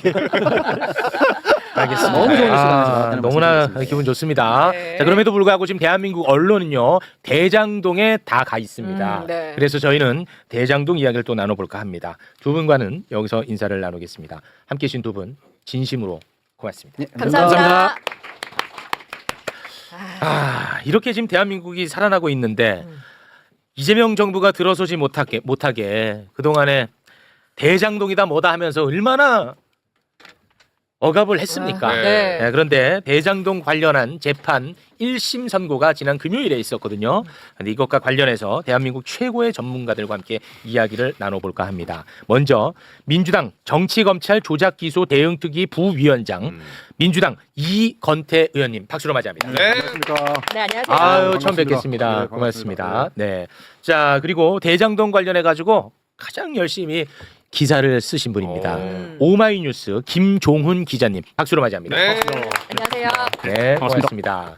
이게 이제 워낙 옛날 이슈이기도 하고, 그리고 이제 대한민국 언론은 대장동 관련 이슈에서만큼은 굉장히 편향적으로 써왔기 때문에 이거는 전문가가 아니고서는 이걸 다루기가 쉽지가 않습니다. 좀 어렵더라고요. 예, 어려워요. 네. 그래서 두 분을 저희가 모셨습니다. 네, 일단은 제가 지금 대한민국 언론에서 다루는 것을 위주로 해서 간략하게 정리를 하고 두 분에게 여쭤보도록 하겠습니다. 대장동 개발 사업. 이 대장동 개발 사업에 대해서 지금 현재 이재명 대통령의 주장과 검찰의 주장이 전혀 상반됐습니다. 네. 이재명 대통령의 주장은 뭐였냐? 이재명 성남시장 시절 성남시하고 민간이 공동으로 대장동 개발 사업을 해서 성남시가 5,500억을 환수한 아주 성공적인 사업이다라고 주장을 했습니다. 네, 오히려 이익이 되었다. 그렇습니다. 성남시에. 네. 그런데 이제 반면에 검찰의 주장은 뭐였냐? 이재명 성남시장이 민간 업자들에게 선거 자금을 받은 대가로 민간 업자에게 사업권을 줬고 그들이 돈을 많이 갖고 가게끔 사업을 설계했다.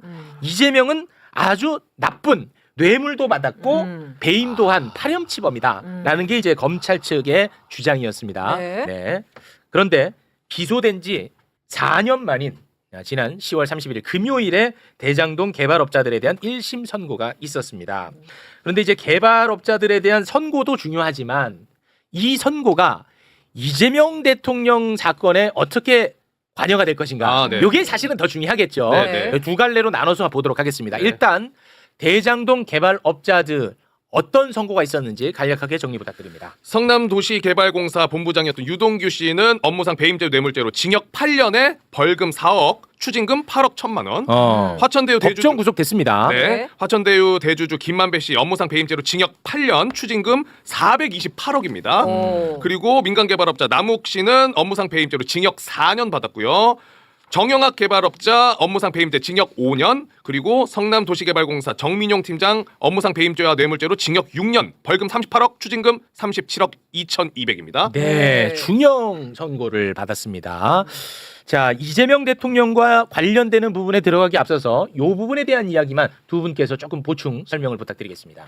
혹시 주목할 부분이 있으면 그 부분도 좀 짚어주시면. 판결에 대해서. 예, 요 사람들에 대한 건. 예. 이재명 대통령 건은 잠시 후에 하겠습니다. 예, 예. 네. 그러니까 이 사건은 성남도시개발공사 내부 부패 사건입니다. 그러니까 성남시하고 별개의 문제입니다. 공사. 예. 그래서 이 성남시 도시개발공사의 부패 사건이기 때문에 그 부패에 관련된 유동규하고 민간 사업자들에 대한 중형 선고이기 때문에 그들의 잘못에 대한 책임이고 마땅한 처분이라고 생각합니다. 네. 근데 여기에서 보면은 이제 검찰의 구형보다도 오히려 더 세게 선고한 부분이 있는데 그 부분은 어떻게 해석을 해야 됩니까? 지금 이제 유동규 같은 경우는 그 정권이 바뀌기 전에는 검찰을 믿었겠죠. 유동규는. 근데 이제 정권이 바뀌고 나서 이른바 이제 정치 검찰이 힘을 못 쓰는 상황이 됐지 않습니까? 네. 그게 이제 판결의 중형 그러니까 원래는 중형 구형이 됐어야죠. 유동규는 그 당시 공직자 신분이었는데 부패에 매수돼 버렸으니까. 그렇죠. 근데 구형이 정해진 구형이 낮았다는 것이 오히려 이상한 거고 법원이 제대로 판결한 거고 정민용도 관여 정도는 저들 중에 제일 낮다고 봐야 되지만 정민용도 공직자였지 않습니까? 그렇습니다. 그걸 감안해서 검찰 구형보다 세게 선고한 거다 이렇게 생각합니다. 여기 제가 한마디 좀 보태면 우리 그날 현장에서 가장 5명이 다 멘탈이 좀 나간 모습을 보였어요. 그 중에서도 가장 누가 심각하게 멘탈을 나갔냐? 정민용입니다. 그 다시 좀 사진 좀 올려주세요. 정민용. 유동규 순이에요. 정민용과 유동규. 제가 이 5명 중에 가장 형량이 낮게 받을 거라고 예상을 했던 사람이 아무래도 정민용일 거예요. 그럼에도 불구하고 검찰에서 구형한 것보다 1년 더 높게 받았고 이런 상황 속에서 심지어 자기가 평생 동안 선배로 모셨던 남욱이 자기보다 더 주도자인데 자기보다 더 낮게 받았어요. 그러네요. 그리고 심지어 뭐 벌금도 나오고 추징금도 높고 그런 상황에서 정민용은 자기 스스로 항상 나는 부차적인 존재였는데 왜 나에게 이렇게 갑자기 과하게 하지? 이런 상황 속에서 멘탈이 붕괴됐을 거예요. 근데 이런 사람들이 또 누가 있냐? 유동규가 있어요. 그리고 그날 재판정에서 가장 핵심적인 사안이 뭐였냐? 핵심적인 사안이 유동규와 정민용을 압도적으로 질타했어요. 누가? 재판장이. 유동규하고 정민용을 많이 뭐라고 상대적으로 했어요? 우리가 판결문을 막 이렇게 분석하고 그날 현장의 분위기를 봤을 때 우리가 물론 앞서서 김만배, 뭐 남욱, 정영학 질타를 했습니다. 근데 유독 더 도드라지게 질타를 한 2명이 바로 유동규와 정민용입니다. 왜 그랬을까? 그랬나? 그렇죠. 성남도시개발공사의 공직자로서 자신의 책임을 방기해서 이 주도적으로 이 모든 행위들을 이끌어 나가는 거를 굉장히 압도적으로 질타했어요. 다시 한번 좀 띄워주시면은 유동규 같은 경우에는 이제 공직자 신분이었는데 매수가 된 케이스고요. 정민용 같은 경우에는 민간인이었는데 내부자를 심어놓은 거예요. 도시공사에? 거기다 심어놓은 사람이야. 하지만 공직을 갖게 됐죠. 근데 나중에는 이제 공직자가 된 거죠. 조금 케이스가 다른데. 그 부분이 정말 핵심인 게 핵심이에요? 어린 시절부터 그러니까 대학교에 둘 다 서강대 남욱과 정민용이 둘 다 선후배 관계였어요. 둘 다 사시 공부를 같이 했고 일생 동안 정민용은 어찌 보면 남욱한테 좀 뭐랄까요? 그 가까운 동생 혹은 뭔가 좀 갈굼을 당하면서 막 뺏기고 막 이런 식으로 이렇게 피동적으로 살아오던 사람이거든요. 그런데 심었습니다. 내부자로. 그리고 어. 나서 공모관계를 다 만들어가고 그 만들어가는 과정 속에서 역할을 하게 했어요. 이 점이 있어서 재판장이 조영호 부장이 상당히 강하게 질책을 한 지점이에요. 안 그러면 곳곳에 막 명시가 됐어요. 막 이런. 야, 재밌네. 재밌네. 아, 두 분 잘 모셨네. 이런 얘기 좀 다른 방송도 나가서 좀 많이들 좀 하고 다니세요. 아니, 불러주질 않아서. 오늘 김 기자님 만나서 약간 방문입니다만은 네. 진짜 감사하다는 말씀을 드립니다. 제가 이제 대장동 변호사로 활동할 때 우리가 중앙지법 서관 앞에서 땡볕의 기자들한테 브리핑을 엄청 많이 했어요. 근데 기사로 안 나와요. 아, 그러니까. 근데 우리 김종훈 기자님은 계속해서 이 문제를 보도를 해주고 네. 오마이뉴스가 항상 반짝반짝 빛을 발해줘가지고 네. 늘 감사하게 생각하고 있었어요. 아니 근데 지금 의원님이 그렇게 칭찬하면 오히려 그 달갑지는 않을 겁니다. 네. 기자로서의 책임을 다했을 뿐이지 뭐 민주당을 위해서 했던 건 아니니까요. 네. 속으로만 칭찬 부탁드리겠습니다. 자, 그리고 이제 핵심, 이제 요거 핵심입니다. 이번에 이 재판이 이재명 대통령 사건과 어떻게 관련이 있을 것인가, 네. 어떤 영향을 끼칠까. 이것 때문에 지금 정치권이 시끄럽거든요. 네. 언론이 이것 때문에 이제 에이펙은 아예 다루지도 않아. 이것만 다뤄. 자, 그런데 이 부분에 대해서는 굉장히 중요한 부분이기 때문에 희망회로도 돌려서는 안 되고요. 네, 맞죠? 네. 그리고 억가도 하면 안 돼. 그냥 있는 그대로 다뤄야 됩니다. 네. 자, 재판부 판단 중 이재명 대통령과 관련이 있는 대목 소개 부탁드리겠습니다. 네, 자 대장동 사업은 추가 이익을 확보할 기회를 단념해 성남시에 손해를 끼친 부패 범죄다. 그러니까 이 대장동 개발 사업에 대한 평가를 쏘는 거야. 이건 부패 범죄라는 거야. 그리고요. 유동규가 대장동 개발 사업을 단독으로 결정할 수 있는 위치에 있지는 않았고 성남시 순회부가 주요 결정을 하는 데 있어 민간 업자들과 의견을 조율하는 등 중간 관리자의 역할을 주로 담당한 측면도 나타난다. 자, 지금 국민의힘과 대한민국 거의 대다수의 언론이 어디에 주목을 하고 있냐? 성남시 순회부라는 단어에 주목을 하고 있습니다. 네. 그래서 이재명 대통령은 범죄자다 이렇게 연결을 하는 거예요. 시장이었습니다. 유동규 그래 나쁜 놈 맞아. 근데 유동규 혼자서 할 수 없는 위치고 성남시 순회부가 주요 결정을 했다는 거 아니야? 요거 이재명 시장을 얘기하는 거다. 요렇게 지금 가고 있습니다. 자, 그런데 굉장히 중요한 포인트를 언론이 짚지 않고 있습니다. 네. 다음 거 소개 부탁드립니다. 당시 성남시장은 유동규, 정진산 등과 민간업자의 유착관계가 어느 정도 형성됐는지 모르는 상황에서 비교적 자유롭게 선택할 수 있었다. 성남시장, 다시 말해 이재명 시장은 얼마나 유동규하고 정진상 등과 민간업자가 유착되어 있는지 몰랐을 가능성에 대한 대목이거든요. 그렇다면 여기에 우리가 집중을 한다면 이재명 당시 성남시장은 전혀 관여되지 않았구나. 이렇게 생각할 수 있는 거 아니겠습니까? 네. 이 부분에 대해서 워낙 중요하니까 두 분이 냉철하게 분석을 좀 해주시면 고맙겠습니다. 이 사건 얼개를 좀 말씀드릴게요. 굉장히 중요한 부분인데 원래 이제 대장동이 한 30만 평 되는데요. 거기가 남판교로 불렸을 정도로 아주 노른자의 땅이었어요. 네. 개발이 명백히 예상되는 지역이었어요. 네. 그래서 이제 LH가 이걸 개발하려고 개발 허가를 신청해 놓은 상태에서 추진하고 있었는데 네. 그 상황에서 이제 대장동의 민간 사업자들이 땅을 매집합니다. LH가 추진하고 있는데 하고 있는데도 그래가지고 부산저축은행 등등 저축은행에서 1,800억을 대출을 받아요. 그래가지고 계약금을 치르고 시가의 두세 배를 주고 계약금을 치르고 땅을 다 매집합니다. 민간 업자들이 LH가 하고 있는데 그 이상하네. 그래가지고 80% 확보한 다음에 이명박 정부에 로비를 해가지고 LH가 사업을 포기하게끔 만들어요. 와. 그게 2010년 6월 28일입니다. 2010년 6월 28일. LH가 포기 선언을 해요. 6월 28일 날. 그런데 3일 후에 이재명 성남시장이 당선돼 취임을 해요. 그래가지고 취임해서 보니까 LH가 포기했거든요. 그렇죠. 그러니까 민간 사업자들은 이제 자기가 땅도 샀고, 이제 난리 났지. 그다음에 LH도 포기시켰고, 그러니까 민간 사업 허가해달라고 신청을 해요. 근데 이재명 시장이 갑자기 안 돼. 이거 우리가 공영 개발할 거야. 와. LH가 포기한 것, LH가 나갔으니까 우리가 공영 개발할 거야. 성남시에서 너희들이 하면 그 임야나 밭이 용도 변경이 대지로 되는 순간 어마어마한 부가 형성되거든요. 그렇겠죠. 그걸 너희들이 먹게끔 해줄 수 없어. 그래가지고 민간 개발 허가를 안 해줘요. 공영 개발을 선언해 버려요. 두 번째로 이제 공영 개발을 하려면 그 보상을 해줘야 되잖아요. 토지 보상. 네. 그게 4,600억이 드는데 성남시 의회에서 돈을 안 줘요. 그러니까 이제 공영 개발을 못 하게 됐잖아요. 그러니까 이때는 또 드디어 이제 민간 개발을 허용하겠지 했는데 성남시장이 만만한 분이 아니잖아요. 좋아. 그러면 반관 반민 민간 합동으로 해서 민간 자본을 끌어들여서 하겠다고 선언을 해요. 네. 그리고 또 이들이 이제 성남시의 1공단 공원화 사업과 이 대장동 그 택지 개발 사업을 결합해서 하겠다고 이재명 시장이 발표를 하거든요. 왜냐하면 1공단이 있는 지역이 성남시의 구도심이에요. 그러니까 여기에 네모 반듯한 좋은 공원을 만들어주고 싶었어요 시장이. 근데 돈이 없으니까 대장동 개발을 하려면 그 업자는 이 돈 2,760억을 부담해라. 라고 그걸 옵션을 걸어요. 공공환수네. 네. 그래 지금 굉장히 좋은 공원이 마련돼 있습니다. 네. 그런데 이들이 요구하는 게 이 결합을 풀어주세요. 분리 개발해 주세요 요구를 해요. 근데 안 돼. 끝까지 결합 개발해서 결합 개발 추진돼서 완성이 됐거든요. 대단하네. 그다음에 세 번째 이제 토지 보상 방식을 수용 방식이 있고 환지 방식이 있어요. 근데 민간 사업자들한테 환지 방식이 유리했어요. 그래서 환지 방식을 해달라고 계속 요구를 해요. 근데 이재명 시장이 끝까지 수용 방식으로 해서 수용 방식으로 끝냈습니다. 환지 방식이 뭐예요? 환지 방식은 이제 개발을 하면 아파트가 지어지잖아요. 네. 그러면 토지주들한테 토지 보상금을 줘야 되잖아요. 근데 돈으로 안 주고 개발 부지 옆에 있는 개발 부지 안에 있는 토지로 주는 거예요. 그럼 개발이 끝난 토지는 굉장히 비싸잖아요. 네. 그러니까 돈으로 보상받는 것보다 토지로 보상받는 게 훨씬 이득이 돼요. 그래서 이들은 환지 방식을 요구했는데 이재명 시장이 끝까지 수용 방식으로 결정을 하고 끝까지 그렇게 완성이 됐어요. 아, 네네. 그리고 또 하나는 이들이 토지 80% 샀잖아요. 그러니까 아파트를 자기들 땅 위에다가 지어달라고 구획계를 자기들이 그린 구획계를 채택해달라고 해요. 근데 이재명 시장이 안 돼. LH가 원래 그렸던 구획계 그걸 우리 성남시가 그걸 선택했는데 그걸 그대로 해가지고 그것도 거절해버려요.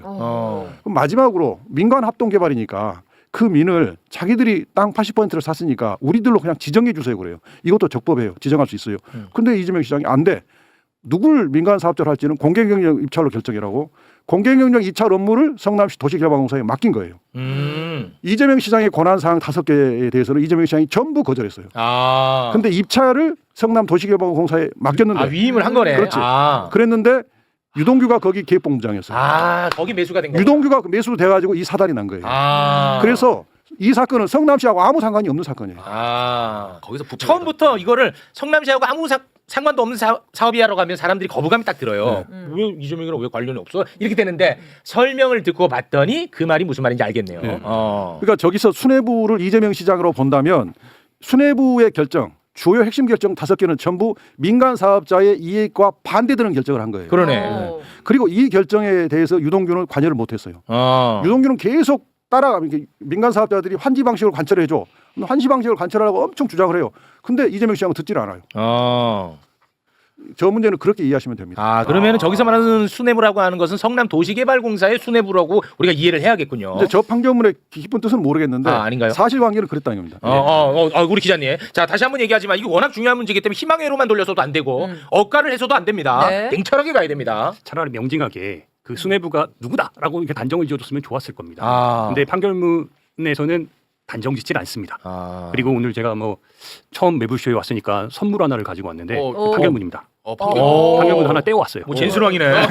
대장동계의 진순왕입니다. 왜냐면 지금 우리 박수산 선생님이 그 앞에서 모른다라고 이렇게 지금 그 문구를 했잖아요. 그러니까 그 중요한 거는 대부분의 언론에서 국힘에서 지금 수뇌부를 강조하면서 그렇습니다. 이 사건의 전제 사실 자체를 이재명이 모른다가 고의성이 배제된 이재명이 모른다가 이 사건의 핵심이거든요. 전제 사실이거든요. 그렇죠, 근데 이 부분을 놓치고 자꾸 수뇌부만 강조를 하고 있어요. 아, 근데 네, 그 모른다 다음 문구가 참으로 더 중요해요. 그러니까 판결문의 216쪽에 어떻게 돼 있냐? 방금 말씀하신 그 곽수산 선생님 네네. 말씀하신 그 모른다 다음에 이런 내용이 있습니다. 물론 이재명은 유동규 정진상으로부터 피고인 김만배, 남욱 등 민간업자들이 공사 설립이나 성남시장 재선 과정에서 큰 도움을 준 사실을 보고받았을 것으로 보이나 유동규 정진상과 달리 수용 방식 결정 무렵까지 민간업자들로부터 직접적으로 금품이나 접대를 받았다는 증거가 없다. 란 겁니다. 이게 무슨 얘기냐? 결국에는 뭔가 보고를 받았을 거라고 추정되는 영역이 있지만 직접적으로 뭐 금품을 받거나 접대를 받거나 고의성을 위해서 뭔가 행동했다는 이런 직접적인 연결고리를 재판부가 전부 다 차단을 해놨어. 다 부인해 버렸어요. 이거를 판결문에다 명시를 했습니다. 그럼에도 불구하고 수뇌부라는 말이 들어갔기 때문에 그 수뇌부 속에서 그리고 그 수뇌부를 뒷받침하는 유동규의 진술과 남욱의 진술을 판결문에서 어느 정도 인정한 부분들이 있어요. 그런 지점들이 지금 이렇게 논란이 가중되고 있고 그거를 초점을 맞춰가지고 지금 이렇게 풀어가고 있는 겁니다. 자, 그러면 두 분 다 제 해석에 동의를 하는지 한번 확인해야겠습니다. 오로지 이번 재판 판결을 기준점으로 봤을 때 그러면 이재명 대통령 사건에 대해서 뇌물 혐의에 대해서는 이거는 무죄로 볼 수밖에 없는 판결을 한 것이고 배임과 관련해서는 굉장히 애매하게 표현을 해놨다. 이렇게 정리하면 될까요? 그 검찰이 이재명 대통령님을 뇌물로 기소하지는 않았습니다. 그랬나요? 배임으로만 기소했습니다. 배임으로만 기소했습니까? 그리고 이제 몰랐다고 이 재판부가 몰랐다고 이재명 대통령은 몰랐다고 정리를 했기 때문에 그 배임죄가 무죄인 거죠. 배임죄는 고의범이기 때문에 알고서 성남시나 도시개발공사에 불리하고 민간 사업자에 유리한 결정을 해야만이 배임죄가 되는데 네. 이재명 시장은 몰랐다고 돼 있잖아요. 몰랐다고 돼 있더라고요. 배임죄가 무죄인 거죠. 그래서 검찰한테 우리가 이재명 대통령에 대한 배임죄 공소를 취하라라고 요구하는 겁니다. 아 그렇게 되는 거군요. 네, 알겠습니다. 다시 한번 당시 성남시장은 이 부분 그거 다시 한번 좀 띄워주실까요? 요게 이제 굉장히 중요한 대목입니다. 그렇죠. 네. 야, 뭐 소개를 또 한번 해주세요. 왜냐면 언론이 이걸 주목을 안 해. 이 그러니까요. 부분은. 당시 성남시장 이재명 시장이었죠. 유동규, 정진상 등과 민간업자의 유착 관계가 어느 정도 형성됐는지 모르는 상황에서 비교적 자유롭게 선택할 수 있었다. 네. 사실 이 부분이요. 이재명 대통령 관련 재판에서 거의 다 공통돼요.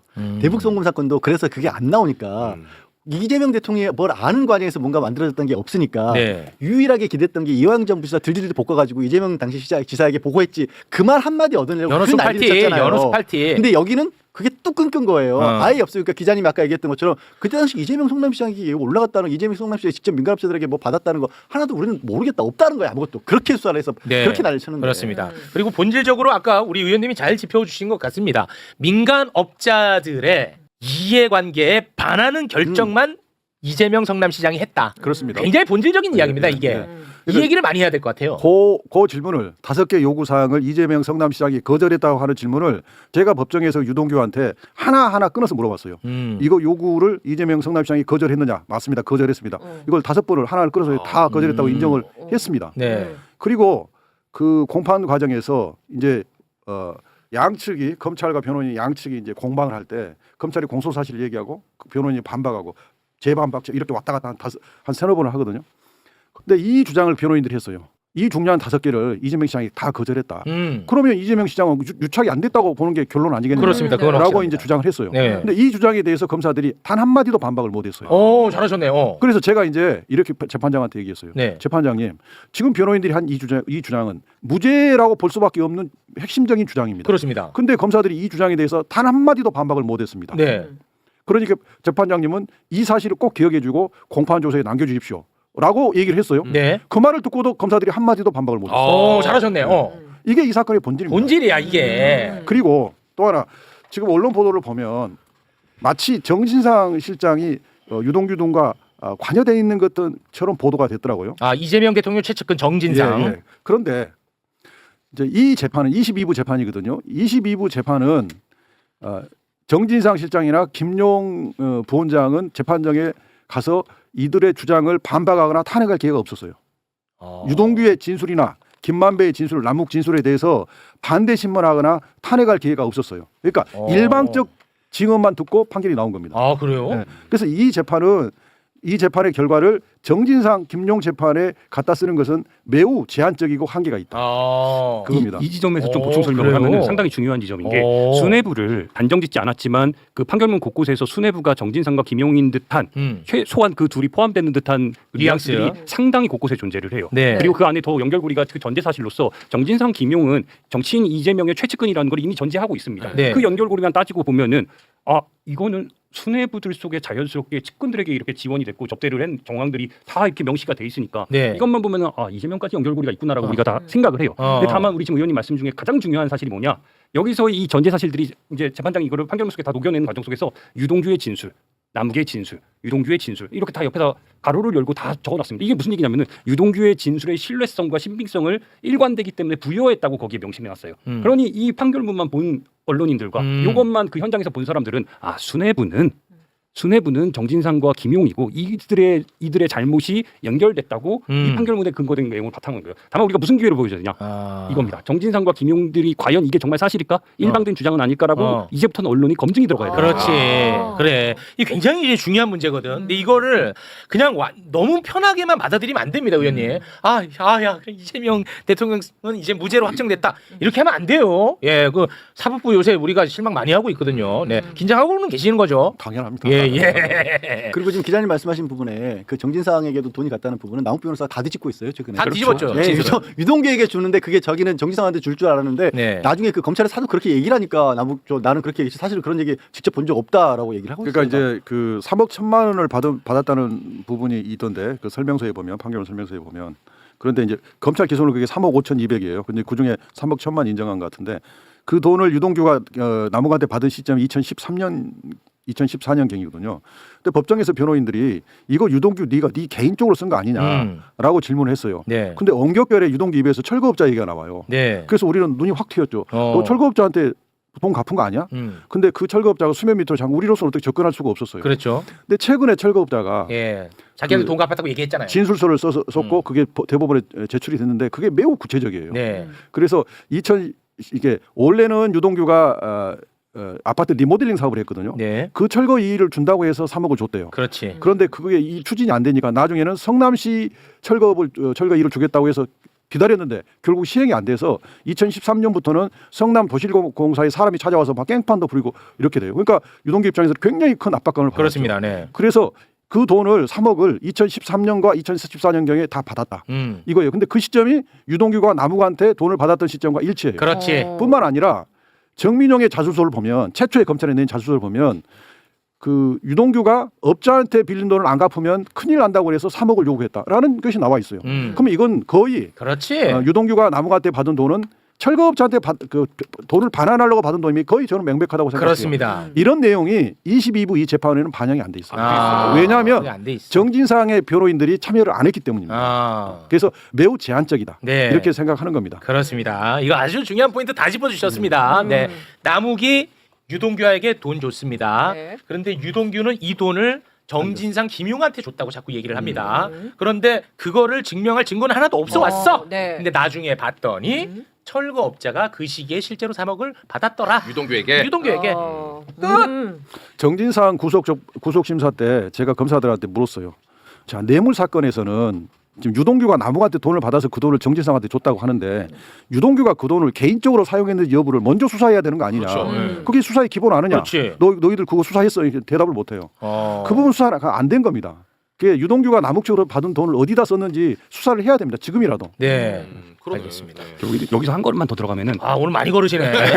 많이 걸으시네. 뛰어왔습니다. 네. 네네. 남욱은 알지 못했다는 거를 명시를 했어요. 그러니까 그날 법정에서도 이 사건, 그러니까 돈이 남욱이 최근에 형들을 몰랐다. 그러니까 형들 진술 번복을 했잖아요. 근데 뭘 단정을 지었냐? 남욱은 당시에 김용과 정진상에게 이 돈이 전달될 걸 알지 못했다라는 멘트를 집어넣어놨습니다. 네, 아 이번 판결문에 그 사실이 너무나 중요해요. 아 이번 판결문에는 그게 들어가 그렇죠. 있어요. 되게 중요하네. 알지 못했다. 썼습니다 기사로. 그거 중요하네. 근데 잘 알려지질 않더라고요.